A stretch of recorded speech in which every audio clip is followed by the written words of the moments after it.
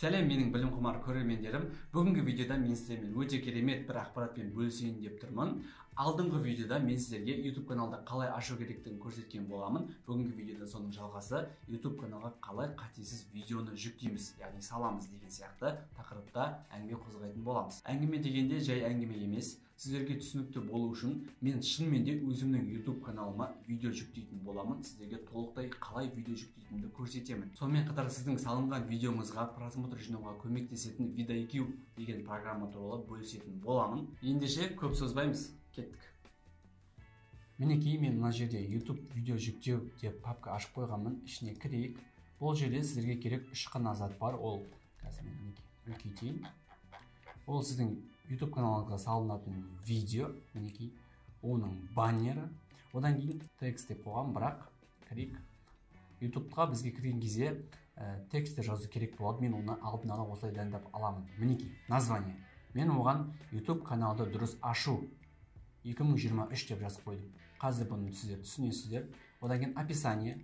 Описанияда мен YouTube каналды қатесіз ашамыз, соңына дейін қараңыздар деген сияқты нәрселерді жаздым. Одан кейін тег.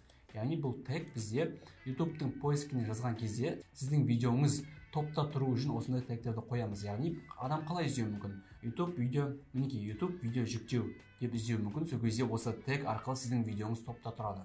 Немесе қалай YouTube канал ашуға болады деген сияқты, YouTube канал қалай ашады, каналға видео салу деп адамдар жазады ғой, әртүрлі жазады. Сол кезде сіздің видеоңыз топта тұру үшін осындай тегтер керек болады екен. Ең басында сіздерге қажет осы үш нәрсе ғана. Все, кеттік ары қарай.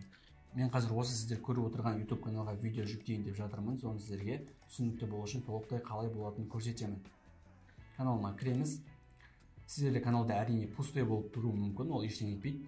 Уақытты өте келе толтырасыздар пайдалы контенттермен. Бұл жерде сіздер мына жерде тұрған плюсик создать дегенде басасыздар. Добавить видео басамыз.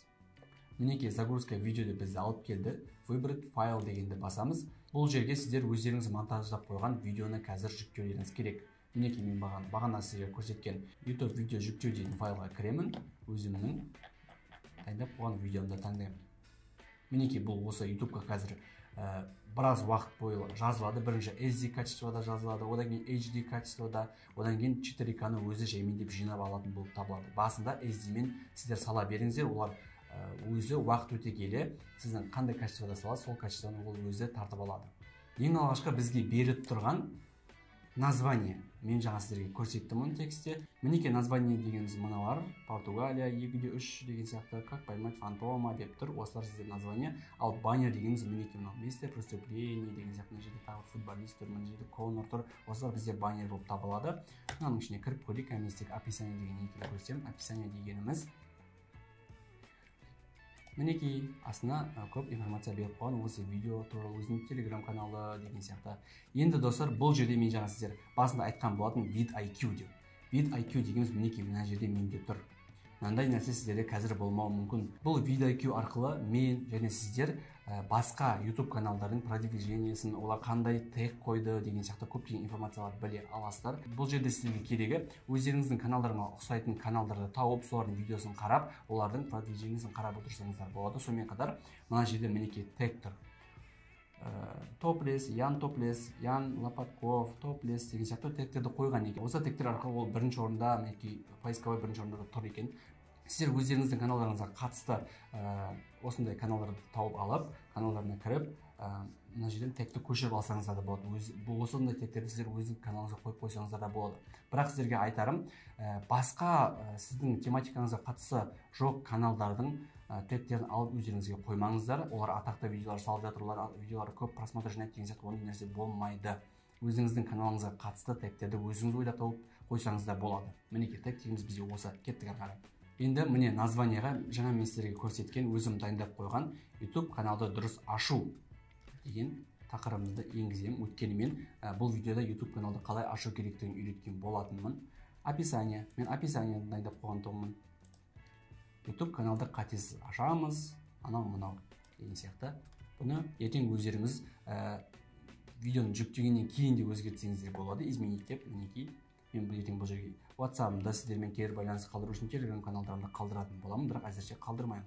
Мінекей мына жерде менде обработка 4К деп тұр, яғни мен 4К видеоны 4К-да түсірген болатынмын. Бұл YouTube соны толықтай көрсеткісі келеді адамдарға, ешқандай качествоны жемей, сол үшін бұл 4К качествоны қазірге жинап жатыр. Одан кейін бізде значок дейді, яғни бұл жаңағы бізде баннер. Мына жерден негізі бүйтпей таңдап алсаңыздар болады, мына жерде негізі шығып тұру керек сіздерге ұсыныстар. Бірақ бұл жерде қазір менде что-то көрсетпей тұр. Бұл жерде көбінесе YouTube өзі ұсынады, жаңағы сіздің видеоңыздан әрбір моментті алып қоя салады. Бірақ сіз олай емес, өзіңіз дайындаған кликабельный, кричащий деп айтады, осындай баннеріңізді қоюыңыз керек. Мінекей мен оны дайындап қойғанмын, осыны басамын. Мінекей шықты. Егер адамдар YouTube каналды видео жүктеу деген кезде менің видеом оларға осылай шығып тұрады деген сөз. Кеттік. Одан кейінгі этап бұл плейлист. Плейлистті осы жерден ашсаңыздар да болады. Мінекей новый плейлист. Плейлист дегеніміз, мысалға сізді мұғалім деп алайық, сіз биологиядан сабақ беріп жатырсыз. Сіз биологияға қатысты сабақтарыңызды плейлисттерге бөліп қоясыз. Яғни химия бөлек плейлист, биология бөлек плейлист деген сияқты. Новый плейлист дейміз. Название менде бұл YouTube үйрену деп қоямын. Үйрену. Открытый доступтер, яғни открытый доступ деген оның барлығы көре алады. Ограниченный доступ деген оны сіз ғана көре аласыз. Доступ по ссылке деген, яғни сіз бірге ссылка жібересіз, сол ссылканы ашқан адам ғана сіздің видеоларыңызды көре алатын болады. Кеттік, создать деймін. Мінекей менде YouTube үйрену дейтін плейлист ашылды. Окей, кеттік ары қарай. Аудитория. Аудитория дегенде бұл жерде енді младшылар көре ме, кішкентай балалар көре ме, үлкен жастағы балалар көре ме, орташа жастағы балалар көре ме деген сияқты бөлінеді. Бұл жерде нет, это видео не для детей деген таңдайсыздар. Бұл видео балаларға емес, бірақ та развернуть етесіздер. Видео подходит для зрителей младше 18 деген таңдалып тұру керек. Мінекей астындағы мынау, сосын мынау.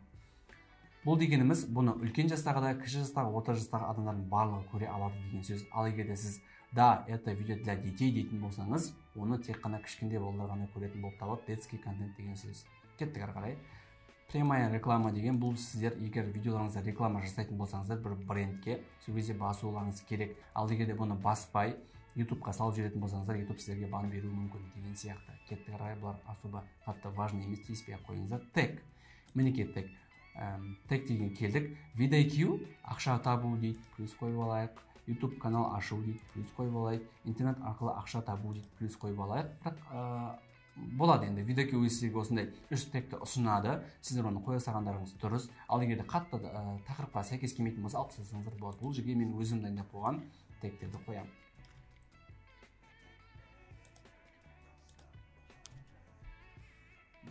Мына жерде қызыл болып тұр. Яғни біз 500 әріпке рұқсат берілген, бірақ біз 526 болып кеткен. Мен мына жерде VidIQ берген, интернетте ақша табу деген алып тастаймын. Мінекей, алып тастадым. Бізде әріп саны 498, яғни осындай тег. Бұл тег, яғни менің бағана айтқандай видеомды іздеген кезде осы тегтер арқылы менің видеом топта шығып тұруы керек деген сөз. Кеттік ары қарай. Язык деген особо қатты маңызды емес. Мына жерде енді бұл жерде бізге маңызды категория. Категория менде образование деп тұр. Яғни дұрыс, мен сіздерге бір нәрсе үйретіп отырмын. Ал егер де сіздер ойын ойнайтын контент, детский контент, немесе бір пранк түсіретін, вайн түсіретін контент болса, мысалы вайн деп алайық, вайнға сіздер юмор деген таңдайсыздар. Мына жерде юмор деген болу керек. Мінекей юмор деген сияқты, транспорт, машина түсіретін болсаңыз, егер спортқа байланысты видео салатын болсаңыз, спорт таңдайсыз, наука, техника, музыка деген сияқты таңдайсыздар, менде образование деп тұра береді. Кеттік ары қарай. Комментарийға разрешить все комментарий деп жаза салыңыздар. Сіздерге қандай лапыт сөз айтса да комментарий келе береді. Ол сіздің продвижениеңіз үшін жақсы, негізінде ол тұра берсін. Енді сіз YouTube-қа видео салғаннан кейін әр адамның ойы әртүрлі болады, әрине. Барлығы сізді жақтай бермейді, біреулер ішінен қызғану мүмкін деген сияқты. Сол үшін сіздерге жаман нәрселер жазып жүруі мүмкін. Ол жаза берсін, ол сіздің продвижениеңіз үшін негізі жақсы, комментарийіңізді көбейтеді. Бірақ оны енді маған жаман сөз жазды деп оны қатты өзіңізге алып қалмай, жай өткізіп жібере салыңыз, соны үйреніңіз. Өткізіп жібере салды. Өйткені сіз уже как бы медиа адам болып жатсыз, ондай сіз уже үйренуіңіз керек. Сначала интересный дейді, жоқ, бұл жерге біз комментарий новыйларын оқуымыз керек, яғни сізге алдынан новыйлар шығып тұрады. Вот мінекей біз информация деген алғашқы этаптан өттік.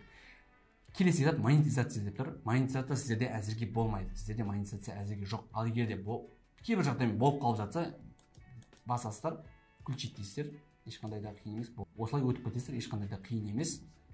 Бірақ бұл сіздерде болмауы мүмкін. Өткен сіздерде новый канал. Одан кейін правила рекламодателей. Бұл да сіздерде болмауы мүмкін, себебі сіздерде әлі монетизация жоқ. Монетизация барлар келіседі, оценкасын береді, одан кейін барып уже өте береміз ары қарай. Далее, дополнение. Бұл бізде видеоға подсказка беруге, немесе сіздер байқаған боласыздар, видео біткен кезде видеоның соңында тағы бір видеолар ұсынылып жатады. Бұл оны авторлар осылай қояды. Мысалға мен добавить деймін, сіздерге көрсетейін, түсінікті болу үшін. Добавить дейсіздер, конечная заставка. Мінекей мен мысалға мынаны таңдаймын. Мынау лого подписаться деген мағынада тұр, яғни соны басып адамдар сіздің каналыңызға тіркеледі. Төмен түсіре сал, өйткені мен әлі видеом жалғасып жатыр. Адамдар менің бетімді жауып қалуы мүмкін. Как раз менің бетім жауып тұр екен, мен төбеге қойып қоямын. Мына жерде жаппайды. Мынаған басасыздар да, өздеріңіз мына сіздердің салған видеоларыңыз біткеннен кейін қандай видеоны адамдар көргенін қалайсыз, соны таңдайсыз. Мен басамын.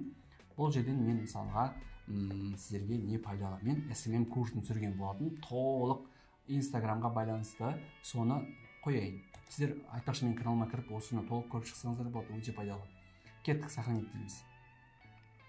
Мінекей оп-оңай өтіп келе жатырмыз. Одан кейінгісі проверка. Проверка дегеніміз, яғни авторский праваға. Сіздер YouTubeға біреудің видеоларын жүктейтін болсаңыз, немесе біреудің музыкасы, авторский правасы бар музыканы жүктейтін болсаңыз, сіздің видеоңызды салғызбай қою мүмкін. Мына жерде менде птичка тұр, екеуінде, яғни мен ешқандай ережені бұзбағанмын.